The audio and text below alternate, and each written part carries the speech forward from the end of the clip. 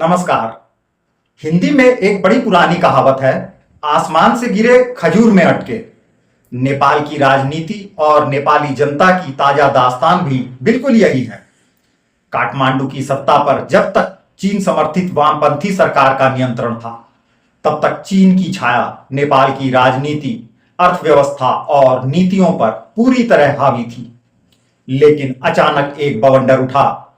अमेरिकी deep state और CIA की चालबाजियां, कई सालों की कूटनीतिक तैयारी, सोशल मीडिया का सुनियोजित इस्तेमाल, जनरेशन जेड का सशक्त डिजिटल विद्रोह और पल भर में ही सत्ता का पूरा गणित बदल गया। चीन की कठपुतली सरकार महज 48 घंटों में ध्वस्त हो गई। अमेरिका ने मिलेनियम चैलेंज कॉम्पैक्ट, डिजिटल अभियान, प्रॉक्सी नैरेटिव्स और स्थानीय असंतोष को इस तरह साधा कि चीन समर्थक सरकार एक झटके में उखड़ गई। लेकिन जैसे ही अमेरिकी समीकरण मजबूत हुआ, नेपालियों ने बहुत जल्दी यह समझ लिया कि एक खतरे से निकलकर अब वे दूसरे जाल में फंसने जा रहे हैं। सोशल मीडिया युवाओं और राजनीतिक विशेषज्ञों के बीच ही नहीं, बल्कि आम लोगों के बीच भी तेजी से यह चर्चा शुरू हो गई है कि चीन और अमेरिका दोनों ही नेपाल के असली हितैषी नहीं हैं। दूरगामी समझ रखने वाले बुद्धिजीवी और आम लोग तो कहने लगे कि ये दो महाशक्तियां दरअसल नेपाल को सिर्फ अपनी अपनी सत्ता के खेल का मैदान बना रही हैं। इस पूरे खेल में नेपाल का स्वाभिमान, संस्कृति, धार्मिक पहचान और संसाधन संकट में पड़ने लगे हैं।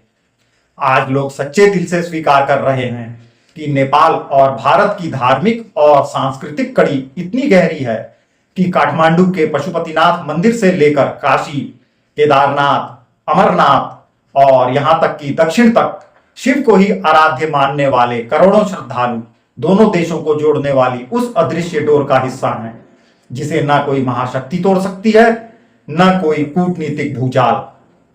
नेपाल का 80% से ज्यादा समाज सनातन संस्कृति, मंदिर, साधना और ऋषि परंपरा में विश्वास करता है। दोनों देशों के बीच खुली सीमाएं सिर्फ भूगोल नहीं, बल्कि साझा अतीत, भाषा, वैवाहिक, सांस्कृतिक रिश्तों, रोजमर्रा के व्यापार और तीर्थ यात्राओं को संजोए हुए है। यही वजह रही कि जब नेपाल में आंतरिक हलचल चरम पर थी और अमेरिका चीन की रस्साकशी चरम सीमा तक पहुंच गई थी, तब वहां की जनता ने महसूस किया कि असली और विश्वसनीय पड़ोसी तो भारत ही है और उन्हें जोड़ती है सिर्फ कूटनीति नहीं, बल्कि शिव और सनातन की महाशक्ति। यही भारत की साइलेंट नीति और नरेंद्र मोदी की खास रणनीति रंग लाती नजर आई। न अमेरिका के खेल में खुलकर हस्तक्षेप, न चीन के हथकंडों का सीधे विरोध, बल्कि समझदारी से दोनों ताकतों को अपनी चाल चलने दी और वक्त का इंतजार किया। अंत यह हुआ कि न चीन अपनी कठपुतली सरकार बचा पाया, न अमेरिका नेपाल को पूरी तरह से अपने जाल में फंसा पाया। इसी समय अंतरिम प्रधानमंत्री के भारत के लिए सकारात्मक संकेत, पुराने धार्मिक सांस्कृतिक रिश्तों को फिर से गहराने के ऐलान ने भविष्य की नई नींव रख दी। आज काठमांडू से लेकर हर छोटे बड़े शहर कस्बे तक नेपाली जनता खुलकर कह रही है कि अब सिर्फ उसी के साथ रिश्ता बुद्धिमानी है जो उसकी पहचान, धर्म, सामाजिक आर्थिक सुरक्षा और संस्कृति को सुरक्षा दे सके, और यह शक्ति सिर्फ भारत में है। आम चर्चाओं में अब खुलकर स्वीकार किया जा रहा है कि विषम समय में भगवान पशुपतिनाथ की कृपा से नेपालियों को यह सद्बुद्धि भी आई कि असीमित पश्चिमी या चीनी लाभ की जगह भारत के साथ सह अस्तित्व और मैत्री ही सही विकास और स्थायित्व का मार्ग है। अब हालात यह हैं कि नई सरकार भारत से रिश्तों को नया रूप देने, व्यापार, शिक्षा, तीर्थ और संस्कृति में साझेदारी गहराने, हिंदू, मुस्लिम, बौद्ध सभी समुदायों का साझा विकास सुनिश्चित करने के लिए काम कर रही हैं।